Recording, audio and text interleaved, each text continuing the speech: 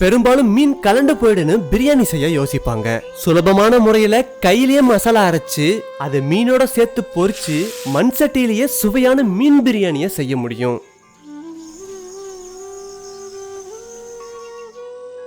மீன் பிரியாணி செய்யறதுக்காக 1/2 கிலோ பாறை மீனை துண்டு துண்டா வெட்டி எடுத்துக்கிட்டாச்சு. நறுக்கிற மீனை இப்ப தண்ணி ஊத்தி சுத்தமா கழுவ ஆரம்பிச்சிடலாம்.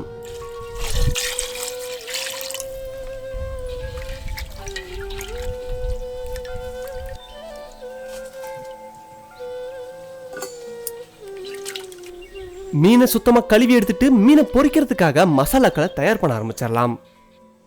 இந்த அளவுக்கு சின்ன பட்டை, 6 கிராம்பு, 1/2 தேக்கரண்டி சோம்பு, 1/2 தேக்கரண்டி சீரகம். இது போலவே இஞ்சி பூண்டையும் வர கொத்தமல்லியையும் அரைச்சு எடுத்துக்கிட்டாச்சு.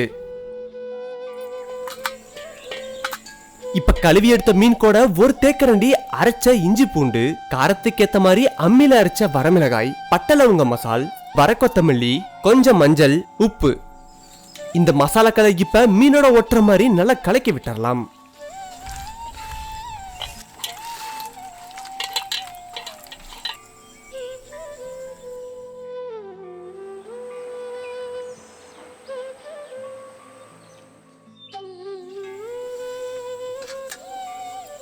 அடுப்புல நல்லா எண்ணெய் காயற வரைக்கும் மீனை நல்லா ஊற விட்டுறலாம். இப்ப மசாலால ஊற வச்ச மீனை நல்லா பொரிச்சு எடுத்துக்கலாம்.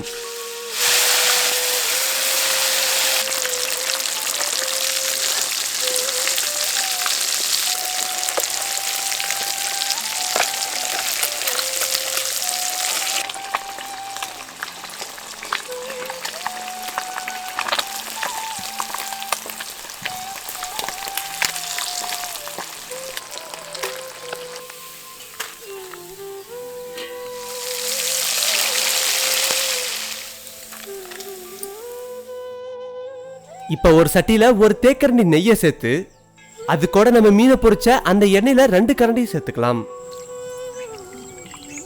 4 லவங்கப்பூ, 4 ஏலக்காய், 1 பட்டை, 1/2 தேக்கரண்டி சோம்பு, 1 அனாசி பூ சேர்த்துட்டு 1/4 கிலோ பெரிய வெங்காயத்தை துண்டு துண்டா நறுக்கி சேர்த்துக்கலாம்.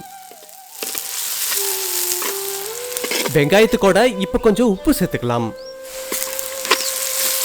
வெங்காயம் இப்ப நல்லா வதங்கிடுச்சு. இப்ப 1 தேக்கரண்டி அரைச்ச இஞ்சி பூண்டை சேர்த்துக்கலாம்.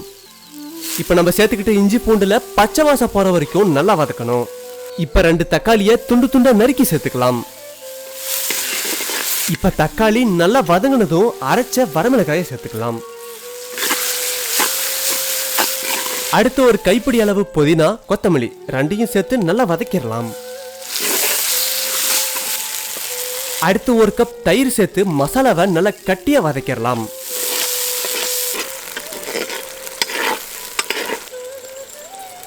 இப்ப இந்த மசாலாவை கொஞ்சம் தனியா எடுத்து வச்சுக்கலாம்.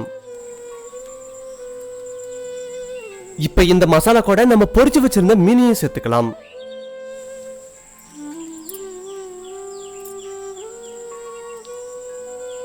இப்ப அரிசியை வேக வைக்கிறதுக்காக ஒரு பானையில தண்ணிய வச்சு அதுல 5 ஏலக்காய், 1 அனாசி பூ, 3 லவங்கப்பூ, 1 பட்டை, 1/2 தேக்கரண்டி சீரகம், கொஞ்சம் புதினா கொத்தமல்லி, 1 தேக்கரண்டி அரைச்ச இஞ்சி பூண்டு, 1 காஞ்ச ரோஜா பூ, அது கூட கொஞ்சம் உப்பையும் சேர்த்துக்கலாம். கடைசியா 6 எலுமிச்சை பழத்தையும் பிழிஞ்சு விட்டுறலாம். இப்ப கழுவி ஊற வச்சிருந்த அரிசியை சேர்த்து நல்லா வேக விட்டுறலாம்.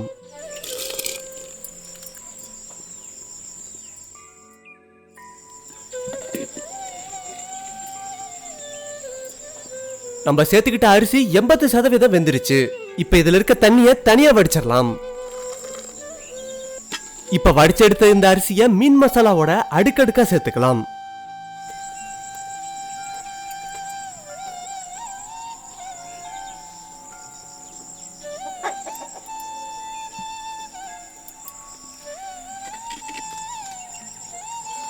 இப்ப தனியா எடுத்து வச்சிருந்த மீன் மசாலாவை அரிசி மேல பரப்பி விட்டுறலாம். இப்ப மீனோட வாசம் வரதுக்காக மீன் பொரிச்ச எண்ணெயை 2 கரண்டி சேர்த்துக்கலாம். அடுத்து அரிசி வடிச்ச தண்ணியவும் 1 கரண்டி சேர்த்துக்கலாம். இப்ப கடைசியா 1/2 எலுமிச்சை பழத்தை பிழிஞ்சு விட்டு வாழை இலையை வச்சு இறுக்கமா மூடிடலாம்.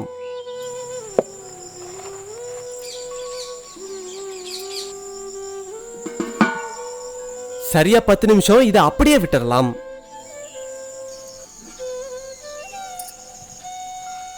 இப்ப சுவையான மீன் பிரியாணி சாப்பிட தயாராயிடுச்சு.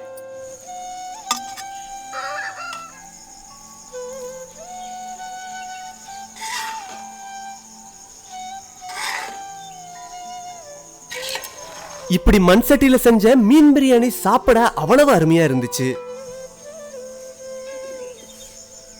இப்ப இந்த மீன் பிரியாணிய பங்கிட்டு பசியார சாப்பிடலாம்.